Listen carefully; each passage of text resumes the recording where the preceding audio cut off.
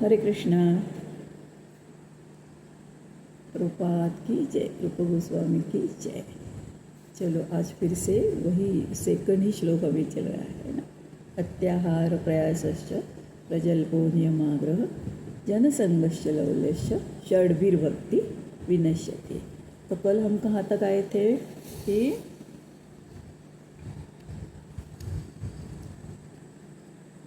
ये मनुष्य जन्म हमें किस लिए मिला है कि भगवान का साक्षात्कार होने के लिए मिला है।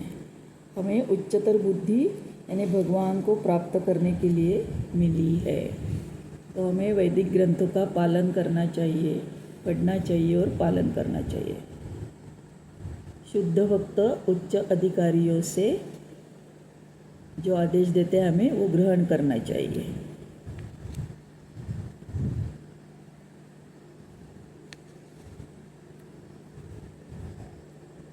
और आगे एक श्लोक देखा हमने, कामस्य ने इंद्रिय प्रीति लाभो जीवेत यावता जीवस्य तत्व जिज्ञासा नार्थो यच्छेय कर्म भी ही।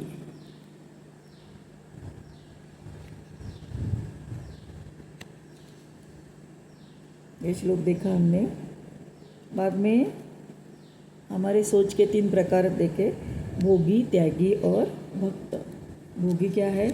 सब कुछ मेरे लिए, यानी जो कमाता है अपने सुख के लिए, अपने इंद्रिय भोग के लिए, वो भोगी होता है। दूसरा त्यागी, यानी सब बेकार, तो सब त्याग देता है, यानी भगवान के बारे में भी सोचता नहीं है और खुद का भी सब त्याग देता है। और भक्त क्या करता है? सब कुछ कृष्ण का है और कृष्ण की कृपा से जो मिल रहा है उसे वो स्वीकारता है, यानी आप अपने आवश्यकता अनुसार उसे स्वीकार करता है।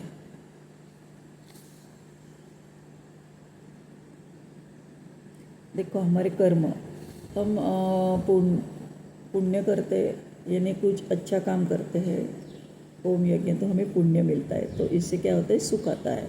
और हमें कुछ किसी का मन दुखाता है तो पाप हो जाता है। तो ये क्या है? हमारे दुख, यानी जीवन में तो सुख दुख आने वाले ही है। प्रभुपाद बोलते हैं कि हमारे जीवन में सुख दुख तो पाप पुण्य के हिसाब से आने वाले ही है, लेकिन हमें क्या करना है? जीवस्य तत्व जिज्ञासा, यानी भावनाओं के लिए जिज्ञासा करनी। कौन सी भावना के लिए जिज्ञासा करनी है? हमें भगवान को प्राप्त करने की जिज्ञासा हमें होनी चाहिए। सुख दुख तो आते ही जाते ही रहते हैं, जीवन ऐसा ही है हमारा, है ना।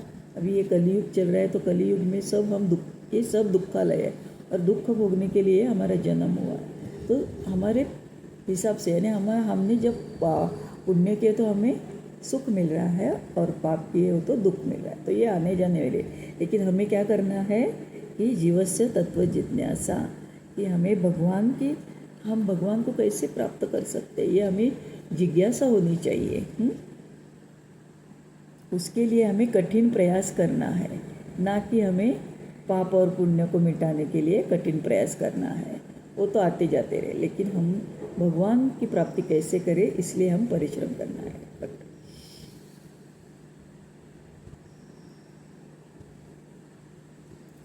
अभी पीछे हम देखे ना, भोगी योगी, 3 सोच में बोली ना अभी कि भोगी, त्यागी और भक्त। भोगी क्या? सब कुछ मेरे लिए। तो मैंने एक एग्जाम्पल कल दिया था, रास्ते में डॉलर गिरा था, एक आदमी आया, उसने देखा तो एकदम खुश हो गया, चलो आज मेरी चलती बनी, आज मैं अच्छा होटल में जाऊंगा, खाऊंगा, ऐश करूंगा। तो अपने पॉकेट में वो डॉलर डाल लेता है और खुशी से चला जाता है। दूसरा क्या मैं बताया? त्यागी, तो सब बेकार, वो देखता है डॉलर गिरा है लेकिन मेरा तो नहीं है, जाने दो, किसी का होगा उठा लेगा, ऐसा करके उधर ही वो छोड़ के चला जाता है आगे। और तीसरा है भक्त।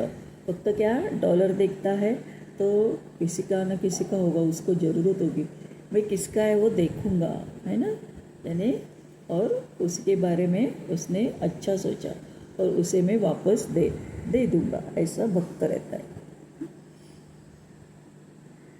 यानी अभी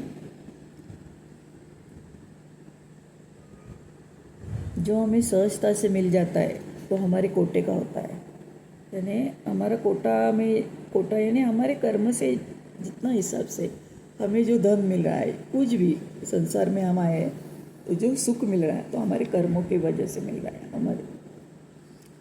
तो भगवान ने जो कुछ कोटा हमें दिया है उसी में हमें खुश रहना है, ना कि ज़्यादा प्रयास करना है, यानी ओवर टाइम नहीं करना है ज़्यादा।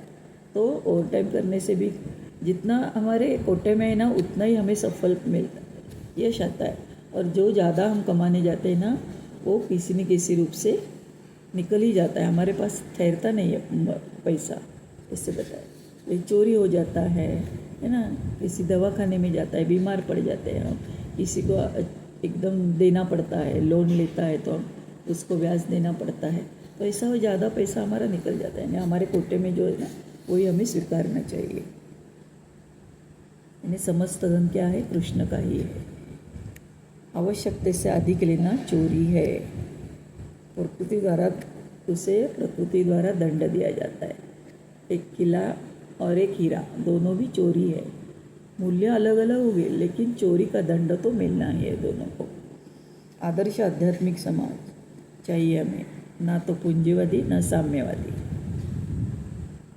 कृष्ण को केंद्र में रखने से सेवा भाव बढ़ता है, यानी हमें कृष्ण को आगे रख के हम जो जो कुछ कर्म कर रहे हैं कृष्ण को आगे रख के करेंगे तो हमारे मन में सेवा भाव भी बढ़ता है और हम अच्छे मार्ग यानी शुद्ध वैष्णव बन सकते हैं।